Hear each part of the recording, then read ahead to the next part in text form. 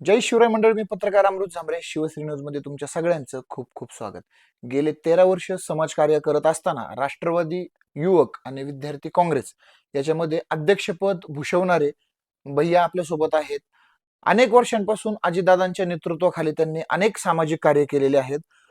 कोणतंही पद नसताना अनेक निधी आपल्या भागामध्ये त्यांनी आणलेले आहेत आणि इथून पुढेही ते आणणार आहेत. पण त्याच्यासाठी त्यांना गरज आहे आता राजकारणाची, कारण राजकारणाचा कुठेतरी जर हात असेल तर नक्कीच विकास कामांना वेग मिळतो. तर भैया आज आपल्या सोबत आहेत. आपण भैयांसोबत आज चर्चा करणार आहोत की नगरसेवक पदासाठी भैयाच का आहेत योग्य उमेदवार. तर रंजन भैया झांबरे आज आपल्या सोबत आहेत. मला सांगा भैया, बरेच लोक म्हणतात की तरुणपणे राजकारणामध्ये नाही पडलं पाहिजे, याच्यावरती तुम्ही काय सांगाल? माझं तर हे मत आहे की तरुण मुलांनीच राजकारणात आलं पाहिजे. प्रौढांचा सल्ला घेऊन तरुण पिढी जी काय करू शकते विकासाबाबतीत, जे धोरणं आखू शकतात, जे आपल्या मतदारसंघात असतील, आपल्या भागात असतील, जो विकास करू शकतात, ते फक्त तरुण पिढीच करू शकते. नव्या विचारांनी ते करू शकतात. त्यामुळे तरुण पिढीने राजकारणात येणे गरजेचं आहे. तरुण पिढीने हा विचार नाही केला पाहिजे की आपण राजकारणात नाही गेलं पाहिजे. हम्म. प्रत्येक तरुण पिढी जर म्हणली की आम्ही राजकारणापासून बाजूला राहू, तर हे राजकारण असेल तर राजकारणाच्या माध्यमातून चालणाऱ्या सगळ्या संस्था असतील ह्या कशा पद्धतीने चालतील, त्या बरोबर. योग्य पद्धतीने चालल्या पाहिजेत, त्याचा योग्य वापर झाला पाहिजे. यासाठी तरुण पिढ्यांनी लवकरात लवकर राजकारणात सुद्धा इंटरेस्ट दाखवला पाहिजे. नगरसेवक पदासाठी उभं राहण्याचा तुमचा हेतू नेमका काय? गेली 13 वर्ष राष्ट्रवादी काँग्रेस पार्टीच्या माध्यमातून मी शिरूर शहरामध्ये राष्ट्रवादी युवक काँग्रेस असेल, राष्ट्रवादी विद्यार्थी काँग्रेस असेल, राष्ट्रवादी फादर बॉडी असेल, कार्याध्यक्ष म्हणूनही मी काम केलंय. गेला गेले 13 वर्ष या संघटनेच्या माध्यमातून पक्षाचं एकनिष्ठपणे मी काम करतोय. त्या माध्यमातून आपल्या भागातील विकास करण्यासाठी आपण प्रयत्नशील असलो पाहिजे. त्यासाठी अनेक प्रकारची कामं करताना आपल्याला अडचणी येत आहेत. त्यासाठी आपण नगरपालिकेमध्ये नगरसेवक म्हणून जर काम करत गेलो, तर आपण आपल्या भागातल्या अडचणी, आपल्या शहरातल्या अडचणी लवकरात लवकर दूर करू शकतो, असं मला वाटतं. अशा तुमच्यामध्ये कोणते 3 गुण आहेत का जे इतरांपेक्षा तुम्हाला योग्य दर्शवतात? पहिलं तर याबाबतीत मी सांगेल, की ज्याच्या सोबत मी आहे, हम्म. त्याच्यासोबत मी प्रामाणिकच असतो. गेली 13 वर्ष राष्ट्रवादी काँग्रेस पार्टीसोबत मी काम करतोय.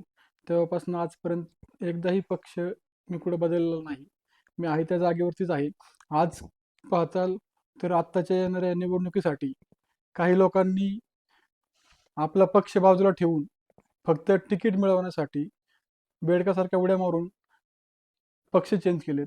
आपले ध्येय, विचार चेंज केलेत. बरोबर. म्हणजे यातनं एक दिसतंय, की आपण जो एकनिष्ठपणे काम करतोय, हा सर्वात मोठा बेनिफिट आपल्यासाठी आहे. दुसरा विषय झाला, की आपण समाजात काम करताना कधीच आजा-तुजा भाव आपण कधी कोणत्याही समाजात करत नाही. सगळ्यांना आपण सोबत घेऊन जाण्याचा प्रयत्न करतो. ह्या गोष्टी ज्या माझ्या आहेत, त्या मला वाटतं की सगळ्यांपेक्षा मी काहीतरी वेगळं आहे. राजकारणामध्ये पाठीमागच्या काळामध्ये बरंच राजकारण वेगळं झालं, पण तरीही तुम्ही अजितदादा अजितदादा आणि अजितदादाच का? याच्या मागचं कारण असं आहे, की विद्यार्थी संघटनेपासून ज्यावेळेस मी राजकारणाला सुरुवात केली, तेव्हापासून अजितदादांची छबी, अजितदादांचं काम ते पाहूनच आम्ही राजकारणाला सुरुवात केली. त्यामुळे अजितदादांसोबतच आणि राष्ट्रवादी पक्षासोबतच आम्ही कायम राहण्याचा निर्णय घेतला. आपल्या वार्डातल्या अशा कोणत्या समस्या आहेत का त्याचं निराकरण होणं गरजेचं आहे आणि ते तुम्ही करू शकता?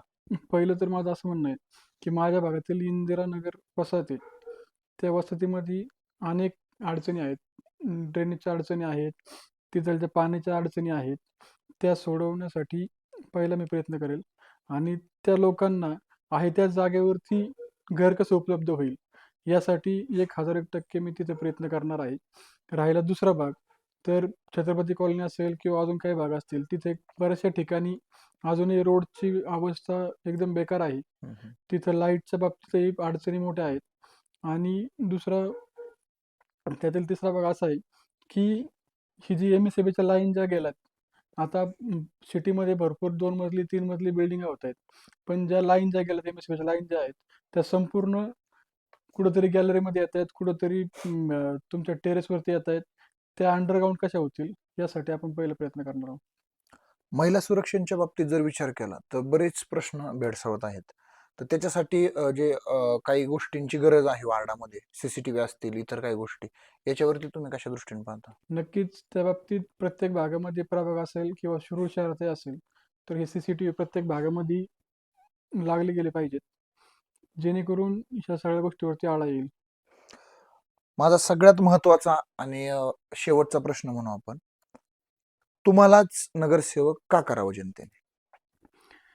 गेले 13-14 वर्ष मी राजकीय जीवनात, सामाजिक जीवनात काम करतोय आणि विकासाच्या बाबतीत आम्ही बरेच जण म्हणजे विधानसभा असतील, लोकसभा असतील किंवा नगरपालिका असतील, हे लोकांसाठी आपण आत्तापर्यंत काम केलंय. प्रत्येकाला काही ना काही मदत आपल्या भागातून कुठेतरी झाली पाहिजे, कुठेतरी पक्ष संघटना बांधली पाहिजे, कुठेतरी कोणाला तरी मदत केली पाहिजे. ह्या दृष्टीतनं आपण कायम काम करत गेलोय. पण तरीही आपल्या भागातले प्रश्न जे आहेत, हे बरेचसे त्या जागेवरती थांबलेले आहेत. मग हे प्रश्न सोडवताना आत्ता ज्यावेळेस दादांनी राष्ट्रवादी काँग्रेस पक्षात फूट पडली, त्यानंतर आम्ही दादांसोबत जाण्याचा निर्णय घेतला. त्याच्यानंतरही शिरूर शहरामध्ये विकासाची कामं भरपूर प्रमाणावरती झाली. त्यानंतर शिरूर हवेलीचे लोकप्रिय आमदार माऊली आबा कटके यांच्यामार्फत शिरूर शहरासाठी भरीव विकास निधी इथं उपलब्ध होत आहे. आत्तापर्यंत त्यांच्या 10 महिन्यामध्ये 40 कोटी रुपयाचा निधी आपल्या शिरूर शहरासाठी आला आहे. त्यातील आपल्या प्रभागामधील गुरुकुल सोसायटी असेल, तिथं 47 लाख रुपयाचा निधी रोडसाठी त्यांनी उपलब्ध करून दिला आहे. त्याचा पाठपुरावा आपण कंटिन्यू गेले 4-6 महिने करत होतो. त्यानंतर गोपाळवस्ती असेल, गोपाळवस्तीमध्ये आपण तिथं 20 लाख रुपयाचा निधी उपलब्ध करून दिला आहे. त्यानंतर वाडा कॉलनी वसाहत असेल, तिथे आपण 27 लाख रुपये रस्त्यासाठी उपलब्ध करून दिलेत. त्याआधी DPDC मधनं तालुका अध्यक्ष रवी काळे आणि अजितदादा पवार यांच्यामार्फत DPDC मधनं छत्रपती कॉलनी भागातील 50 लाख रुपयाचा काँक्रिटीकरणाचा रस्ता आपण त्या ठिकाणी उपलब्ध करून दिला. तो रस्ता आता पूर्ण काम झालेलं आहे. रस्ता लोक वापरता येते. त्यामुळं अजून ह्या भागातले काही बऱ्याचशा अडचणी आहेत. वाडा कॉलनी असेल, छत्रपती कॉलनी असेल, अनेक इंदिरानगरची समस्या तुम्हाला मी सांगितली, की त्या ठिकाणच्या अनेक अडचणी आहेत. त्या नागरिकांना अनेक अडचणी अजूनही पाण्यासाठी सामोरं जावं लागते. पाण्याची अडचण येते, कुठे लाईटच्या अडचणी येत आहेत. ह्या गोष्टी ज्या आहेत त्यासाठी आपण त्यात नगरसेवक म्हणून जर गेलो, तर त्यात अजून जास्त ताकदीने आपल्याला काम करता येईल आणि आपला भाग सुधारित करता येईल. म्हणजे आपण पाहू शकता की नगरसेवक होण्याआधीच कार्यसम्राट हा ठप्पा भैयांवरती आहे आणि तुमची थांबलेली कामं करण्यासाठी, रखडलेली कामं करण्यासाठी भैया नगरसेवक पदासाठी उभे आहेत. बाकी सगळं तुमच्या हातात आहे. पाहूयात येत्या निवडणुकीला होतंय काय. अशाच अपडेट पाहण्यासाठी चॅनलला फॉलो करा आणि सबस्क्राईब करा.